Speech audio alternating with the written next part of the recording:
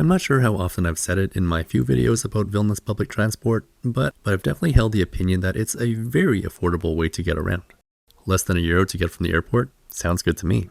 Yes, the system has its glaring deficiencies, but it's hard to beat paying 65 cents for a 30-minute ride. 40 minutes if you include the 10-minute grace period after the ticket technically expires. But this low pricing is coming to an end.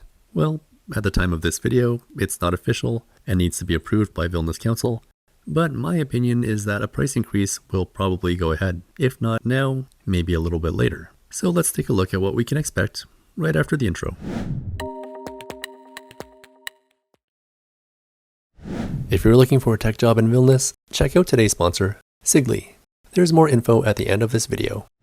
So according to LRT, Vilnius is planning to increase its public transport ticket prices. The media states that the price of a single 30-minute ticket is expected to rise from 65 cents to €1.25, while a 60-minute ticket price would go from 90 cents to €1.75. The price of a monthly ticket, currently €29, would rise by 16 up to €45 per month.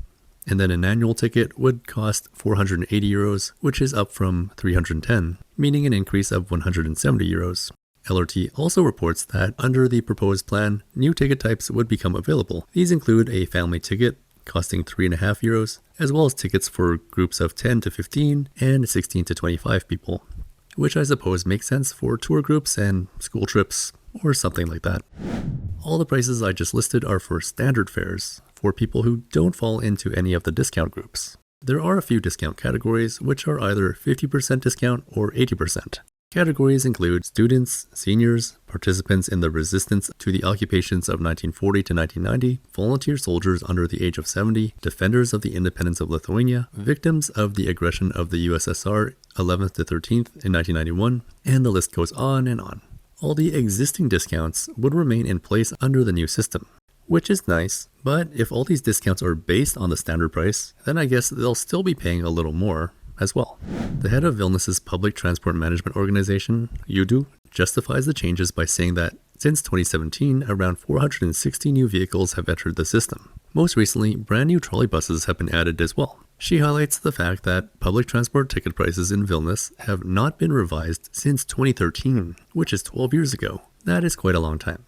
And where I'm from in Vancouver, I recall public transit fares being raised either annually or every second or third year. So yeah, it really does seem like Vilnius is long overdue for a transit fare adjustment. And so it looks like Vilnius Council needs to approve the fare increase. An increase which is projected to bring in an additional €20 million each year, assuming it doesn't drive away some riders. Now, at the time I'm making this video, nothing has been approved, and hopefully I can get this video out before the situation changes one way or another. But if approved, the new fares would come into effect on July 1st, about half a year from the time I'm making this video. Obviously, I'm not a fan of any price increases, but I also understand why it would be needed. Inflation, fleet modernization, maintenance, etc., etc. Someone has to pay for these things. If a city's transportation system isn't subsidized or covered completely by various levels of government, then money has to come from somewhere. And that's from the users of the system. Although I should say that from following Vilnius's bus operating company, VVT, on Instagram, I'm also aware that they try really hard to promote their advertising services. Rather than using their social media account to talk to users of buses, their Instagram is pretty much all about showing off buses wrapped in advertisements to appeal to companies who want to advertise. And it's a sign that the company is just really working hard to bring in revenue. As I hinted at about a minute ago, I do have to wonder if and by how much these fare increases will drive away occasional users, or maybe even regular users. Maybe some will look at the price and think, well, I could just get a little bit more exercise and walk instead, or let's invest the cost of an annual ticket into an electric scooter, something that will be useful most of the year, especially as global warming continues. So I think, as usual, such fare increases will hurt the most vulnerable. Those who are elderly and mobility challenged and pretty much have no other choice but to continue using public transit and accept those higher fares. But at least the pension and minimum wage have been increased, right? I just really hope that the price increases actually result in better service. I appreciate those brand new buses, but at the same time, the attitude and driving skills of some drivers is just atrocious. I do have to say that this is countered by some exceptionally nice drivers who are friendly and know how to brake and accelerate gradually. As for me, I use the buses maybe once or twice a week to get into the city, and these are outings with my son, often in a stroller, and this saves me only a little bit of time, but a decent amount of energy.